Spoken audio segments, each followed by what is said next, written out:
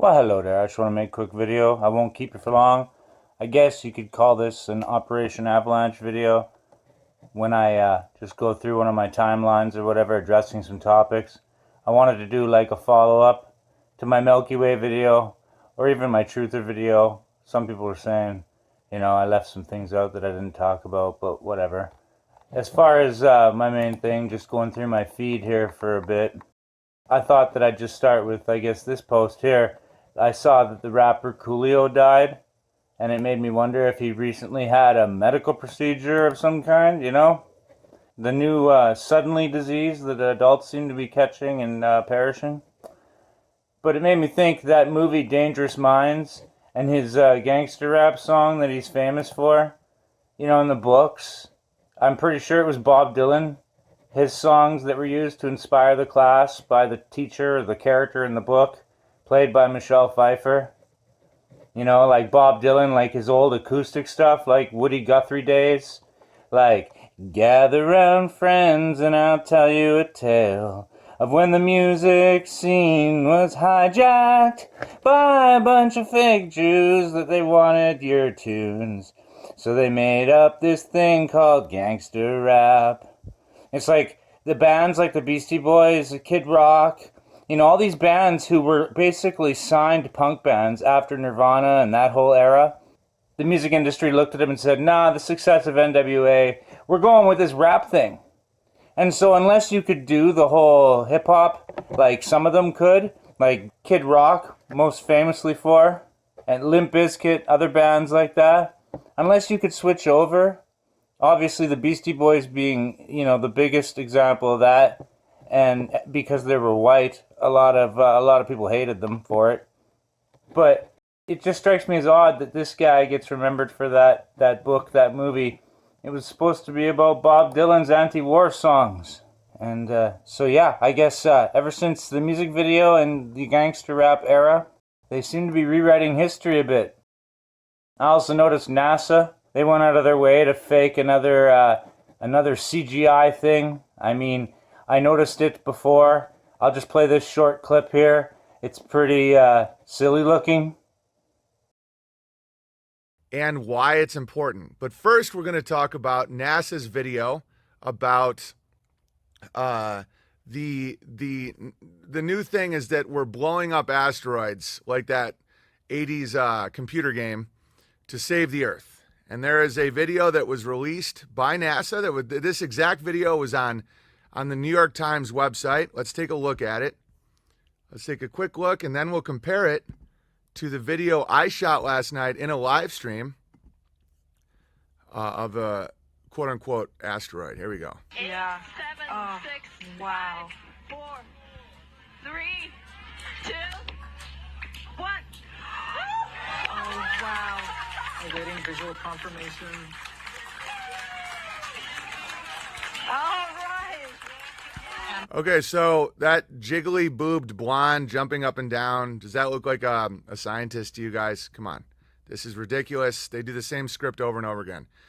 So they're claiming that this is an asteroid and they intercepted it and blew it up, right? Okay, would you like to see, this is why it's so important to go yourself and record stuff yourself and figure out if it's true or not, because these people lie all the time. I recorded this last night with night vision goggles on a live stream on Instagram. Ready? You guys are getting the idea. Whoa, you see that? It just went to there. You see that? Okay, that was quick, but that's how fast they move. So watch this. So, boom. Look how fast that's going. And look, it goes right to the star Vegas, allegedly. That's the name of it. So, as you can see, it goes through that star and then lands right there. Boom. Look how fast that's going. Watch this again. That wasn't it. The thing just stopped right there. Yeah, watch this. You guys are getting the idea. Boom. Oh, you see that? Okay, now let me know if you think it's possible. Let me know if you think it's possible that they shot a probe and they intercepted it and it looked like this. Okay, let's watch it one more time. Yeah. 7, 6, wow. 4, 3, 2, 1. Oh, wow. Awaiting visual confirmation. Okay, some people can't see this, and that's okay. I was talking about that in a live stream last night, where there are veils. There are veils that people cannot see through, and it's because of their own choice and their own commitment to what I believe to be Satanism. Okay, and Satanism now goes by the science, not science. There's a new term called the science, which is nonsense. It's Loki. It's upside down. Wild shit, says Long Island Blueberry. Yeah, Long Island Jewbear. So a lot of you guys can see what I just showed you and how the NASA video is absolute nonsense, right? And people in the past have said, oh, these truthers, they just hoax all this. I did this on a live stream last night with night vision goggles. Everyone was there. You can trust me or not. I don't give a shit, but this is what it actually looks like. You guys are getting the idea. Boom. Oh, you see that? So it looks like it literally looks almost like an angel flying right to that star. Boom. Like a Stargate. And look at how many, and I'm not making a claim it's a Stargate. I'm just letting you know that they're claiming that something moving that fast with that much energy is a rock, a cold rock that they could shoot with a probe, but yet they can't land on the moon again. But like he said in that clip, it was clearly a shooting star on his night vision goggles. So I don't know. NASA, once again, founded by Operation Paperclip Nazis, lying their arses off for $50 million a day. So I don't know, whatever. I hope none of you are actually buying into this. People ask me why they would lie. Well, how about $50 million a day? And people always say, prove it. If the earth is flat, prove it. And it's like, well, for one, I believe the earth is a realm. I don't believe it's like this flat disc in space. I don't think space is real. I think you could quantify this place as God's dream. That our souls and our consciousness kind of creates reality around us, as it were. And the idea of a realm Earth, well, one major proof. People with video cameras, high digital technology these days, recording the sun in the clouds. That alone proves NASA are a bunch of liars. Because if the sun is in the clouds, that means it's not 93 million miles away. But most people, you put that in front of them and they just, in one ear and out the other. The moon as well has been seen in the clouds.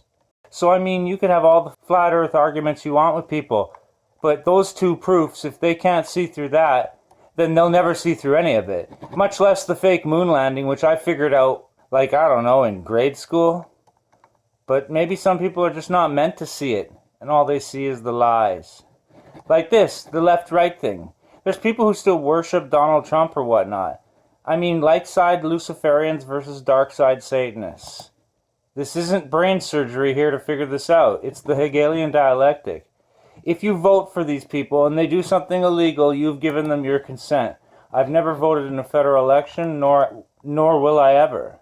I mean, it's a shortcut to thinking. And so I put these in here. Homework. Here's some homework. Watch these 4 documentaries and then watch them again. I went through a phase for like 5-10 years doing nothing but research, so I'm kind of burnt out. But this film and the Torah codes, Chuck Missler, proofs for the Bible, that math code couldn't have been even put in there by today's supercomputers, and yet these Torah codes prove the Bible was divinely inspired.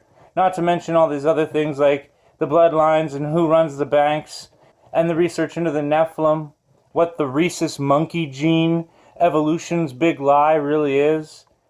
You know, that some people say aliens seeded Earth. It's all nonsense, and it's provable when you go through even just these 4 documentaries. But yeah, I guess the other day I noticed chemtrailing again. Oh my, lots of chemtrails. Hey look, X marks the spot. Yeah, I'm sure those are just normal flight paths. And of course, Richard Canning's our MP. He's, blocked me on Facebook because he's scared of me. But, I guess this is to fight climate change or some other nonsense. Yeah, right. Yeah, it was the other day. I noticed that they've been hitting us. It's like maybe twice a month. They know they can't really get away with it because air traffic is almost non-existent since Cootie's 19. And so I guess what? But like proofs video, and it's just a crazy conspiracy theorist. You got David Keith saying he wants to dump hundreds and hundreds of gallons of sulfuric acid in the atmosphere, and people just don't like get a clue how dangerous this strange eugenics program is. Some people go as far as to even say they're terraforming Earth. I don't know. At the bare minimum, they're trying to poison everything on a biblical scale, like Bill Cooper said in his final interview, that regardless of what you want to believe in, they're trying to work out the book of Revelations like it was a playbook in a football game. And so chemtrails are obviously something to do with it, but whatever. I guess I'm just a crazy conspiracy theorist. As I noticed the other day talking about it, that the last week or so, Facebook and now Instagram has just been super buggy. I mean, whatever. Some stuff's working on the phones and some stuff's not. And then I go on my PC and it's not working. Or even, my What Woke You Up video a while back. But this I noticed. I wanted to talk about the Milky Way thing here. You know, I used to be a plasma physics guy, A-level science major, calculus, trig, geotrig, you name it, I aced it. You know, I never took biology or organic chemistry. However, I used to believe in all this nonsense until I noticed that the geocentric electric universe model works better. And Dr. Wallace Thornhill, if he was honest about it, would agree.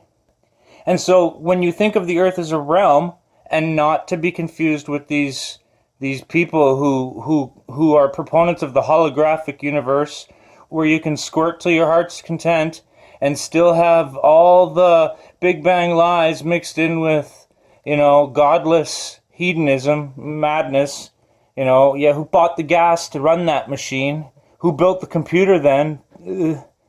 But as far as the idea of the Milky Way being a cosmic scar when the veil tore, it also got me thinking of something that these kind of look like X-ray images. Like Jesus' spine, his ribs, his head. And when he gave up the ghost, it imprinted on the firmament. This cosmic scar. When he gave up the ghost and it went back to God. And I just thought, I'm still thinking about this. It's a fascinating idea. And when I saw that Laurel had commented today, people still commenting on this post, I wanted to just say, yeah, I also thought it was interesting that I never mentioned in my other video that it does kind of look like an X-ray image. I don't know. His shoulders, his arms on the cross. But I just thought that was interesting. As far as just whipping up this quick video for pretty much that reason. I mean, there's so many things that people refuse to see, like this. The topic of pro-life, pro-death. It's, crazy. I relate to the Wolverine character because of the MK Ultra thing, but also I find it ironic, and yes, I have these books right here, these reprints, that Wolverine came out the same month I was born. That's not weird or anything. But I thought this was funny, to leave you guys on a bit of a humorous note. All my friends getting married and starting families, and then there's me here, just trying to warn people that the Illuminati is going to fake an alien invasion or some other nonsense. And like I says, what level are you? 0 to 5. The chart only goes to 5. But 5 live? I don't know. Whatever. I guess that's all I got to say about that. So I'll just say, peace out, baby.